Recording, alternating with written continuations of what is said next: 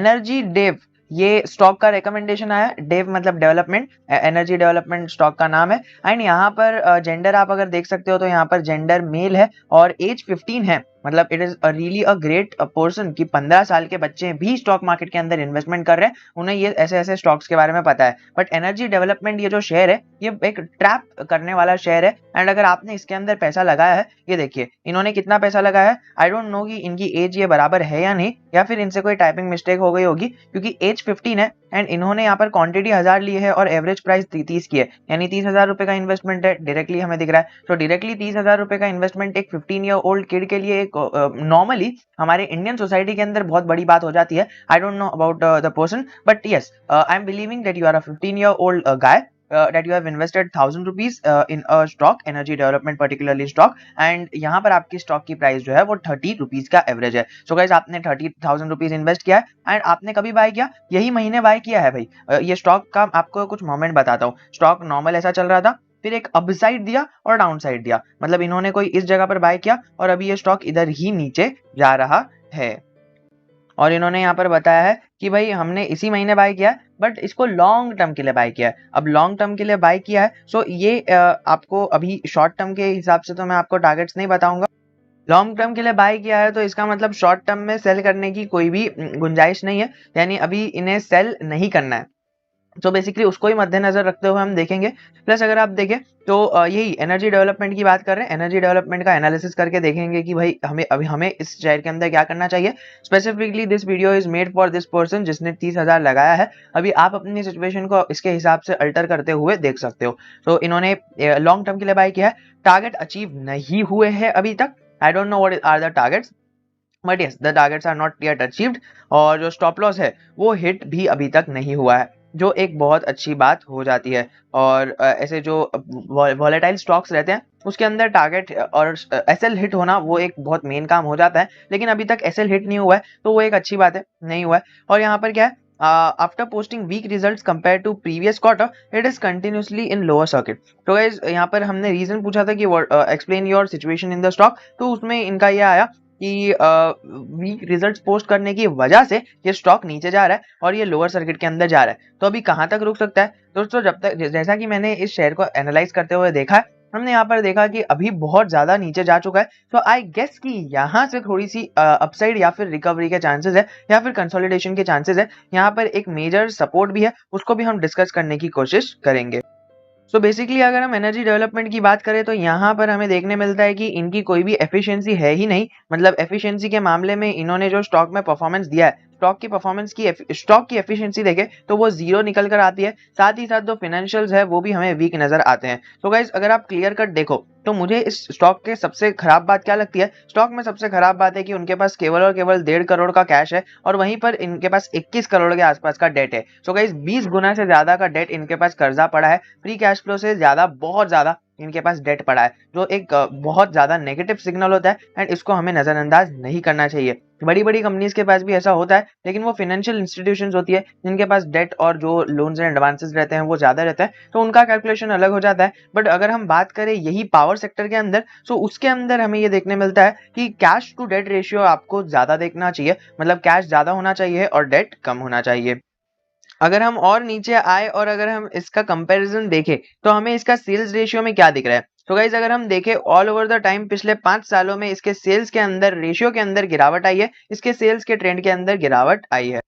और वहीं पर अगर हम बात करें इसके प्रॉफिट ग्रोथ की, सो गाइस इनका ये एक अच्छी बात है कि इनके पास आप ये कॉन्सेप्ट को अगर आप देखोगे, सो ऑपरेटिंग लेवरेज हम इस कॉन्सेप्ट को बोलते हैं, और ऑपरेटिंग लेवरेज इनका बहुत ज्यादा है, यानी इनका जो एक्सपेंसेस है ना वो एक्सपेंसेस पर इनका कंट्रोल है। Being energy development and supply company, अगर हम देखें तो यहाँ पर उसके हिसाब से एज पर द पियर्स इनके पास जो वो सॉल्यूशंस है जिससे ये अपने एक्सपेंसेस को कम कर देते हैं, वो इस कंपनी के लिए एक मोट का काम करती हैं। प्रॉफिट ग्रोथ इसकी वजह से ही ज्यादा होती है। प्लस रिटर्न ऑन इक्विटी और रिटर्न ऑन कैपिटल तो पिछले 1-2 साल के अंदर कंपनीज की ज्यादा है ही, तो उसके ऊपर हम चर्चा ना ही करें तो वो एक अच्छी बात हो जाएगी।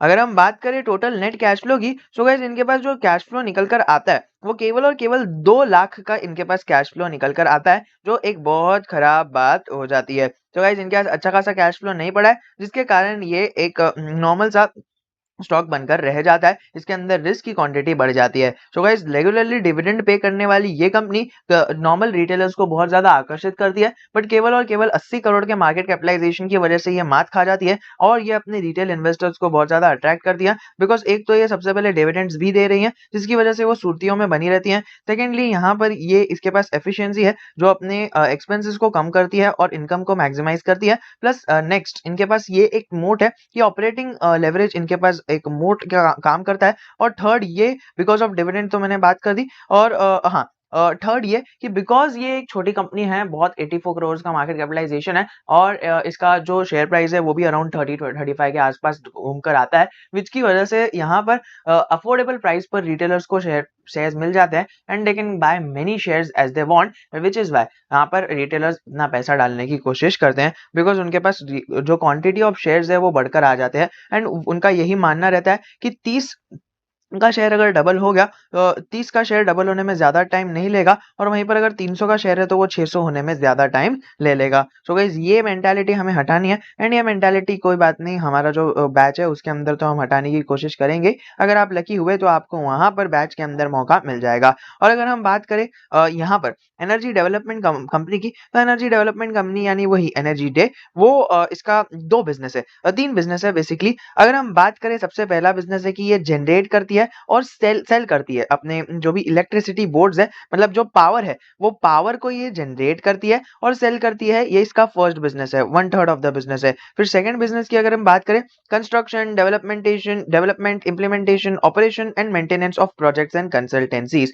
और अगर हम बात करें हमारे थर्ड बिज़नेस की, तो पावर इक्विपमेंट्स के अंदर जो ट्रेडिंग होती है उसका भी ये काम कंपनी बहुत अच्छी तरह से निभाते हुए हमें देखने मिलती है। सो गाइस जो सेकंड काम ये करती है, मतलब थर्ड काम तो मैंने आपको बता दिया। पहला काम जनरेशन और सेलिंग ऑफ एनर्जी ये सर्विसेज है, वो पहला काम हो गया। सेकंड काम हम जानेंगे। थर्ड काम ये है कि वो पावर इक्विपमेंट्स के अंदर ट्रेडिंग करती है। सो गाइस ये जो सेकंड पॉइंट है ना, सेकंड पॉइंट बेसिकली ये है कि जो बड़े-बड़े प्रोजेक्ट्स होते हैं, कंसल्टेंसीज होती है, उसके अंदर ऑपरेशन, इम्प्लीमेंटेशन, कंस्ट्रक्शन, डेवलपमेंट और मेंटेनेंस और कई सारी चीज़ें, उसका काम ये वाली कंपनी करती है। सो गाइस इसके टॉप मेन बिज़नेसेस है, 3 बिज़नेसेस है, उसको आप स्टडी कर सकते हो।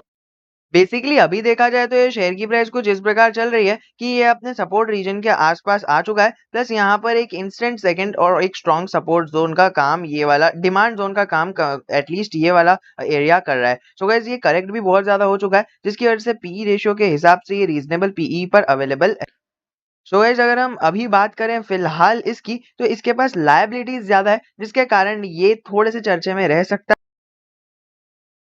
तो बेसिकली अगर हम देखा जाए तो फिर इसका एक ही मकसद निकल कर आ रहा है कि इसके अंदर मैनिपुलेशन डेफिनेटली हो रहा है, कोई ना कोई बड़ा ऑपरेटर पड़ा ही है, या फिर इसके अंदर पंप एंड डंप तो डेफिनेटली हो ही जा रहा है। बस आपको यही कहना चाहता हूँ कि अगर आपने इसके अंदर कुछ बिजनेस मॉडल देखा है, मोट देखा है, जिसके कारण आपने लॉन्ग टर्म के लिए इसके अंदर बाइंग की है, तो डेफिनेटली आपको डरना नहीं है, वो तो आपको पता ही है। लेकिन आपका जो यहाँ पर क्वेश्चन था ना, आपको बस यहाँ पर देखिए, ये जो पर्सन ने, हमारे मेंबर ने हमें ये फॉर्म भरकर दिया था स्टॉक सजेशन का। वैसे अगर आप भी अपने स्टॉक को सजेस्ट कर मतलब एनालिसिस करवाना चाहते हो तो फिर आप डेफिनेटली नीचे दिए गए फॉर्म के अंदर उसके अंदर भर सकते हो। वैसे अगर हम बात करें, इन्होंने जो बताया था कि इनकी जो प्रॉब्लम है, वो प्रॉब्लम ये नहीं है कि भाई स्टॉक के अंदर लॉस हो गया। इनकी प्रॉब्लम ये है कि ख़राब रिजल्ट आया, जिसकी वजह से लोअर सर्किट पे लोअर सर्किट मार रहा है। तो अभी क्या करना चाहिए? सो बेसिकली क्या करना चाहिए उसका आंसर आपने स्टार्टिंग में ही दे दिया।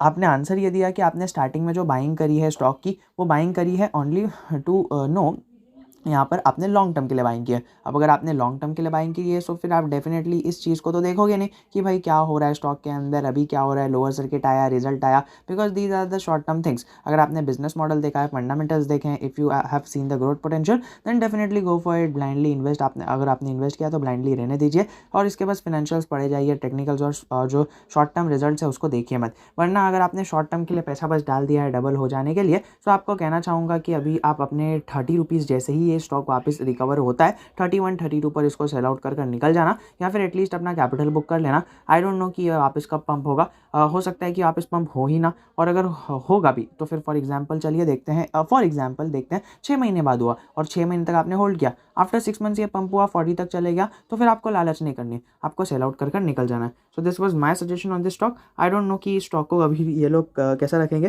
But what I think is ये लोग इसी रेंज के अंदर 20 to 25 या फिर 30 के रेंज के अंदर कंसोलिडेट करवाने की इस स्टॉक को कोशिश करेंगे। और वैसे भी अगर आप ओवरऑल लॉन्ग टर्म का ट्रेंड देखोगे तो आपको दिखेगा कि इसका जो ट्रेंड है वो ओवरऑल नेगेटिव के अंदर ही जा रहा है, जो विच मेक्स अस फील कि इसका बेरिश ट्रेंड है। सो इसके अंदर अभी इन्वेस्ट करना मुझे तो कोई लेजिट बात नहीं लगती है। और भले ही बात रही पीई रेशो की, भले ही पीई 9 का है लेकिन मार्केट कैपिटलाइजेशन 85 करोड़ का है, जो हमें दर्शाता है कि बहुत छोटी कंपनी है, कोई भी इसके अंदर बस 20-30 करोड़ लाकर इसके अंदर मैनिपुलेशन कर सकता है, जो जनरेट करना कोई बड़ी बात नहीं होती है। सो गाइस आपको नॉर्मल कहना चाहूँगा, इस स्टॉक से अगर आप अभी बाइंग करना चाहते हो तो दूर ही रहिए, वो अच्छा रहेगा। वरना अगर आप मिनिमम कैपिटल से इन्वेस्ट करना चाहते हो तो कर सकते हो। और जो ऑलरेडी लॉस में बैठे हुए हैं उन्हें क्या करना है, उन्हें इसके अंदर अभी थोड़ा सा होल्ड करना है। आई डोंट नो कि ये कभी वापस ऊपर जाएगा, लेकिन जैसे ही ऊपर जाएगा तो फिर आपको एक चीज़ करनी है कि अपना कैपिटल निकाल लेना है और कोई अच्छे फंडामेंटली स्ट्रॉन्ग स्टॉक के अंदर डाल देना है। That's it from my side. आपको बस इतना कहना चाहूँगा कि नीचे लिंक दी गई है, अगर आप अपने स्टॉक का दूसरे किसी स्टॉक का एनालिसिस ऐसे ही वे में करवाना चाहते हो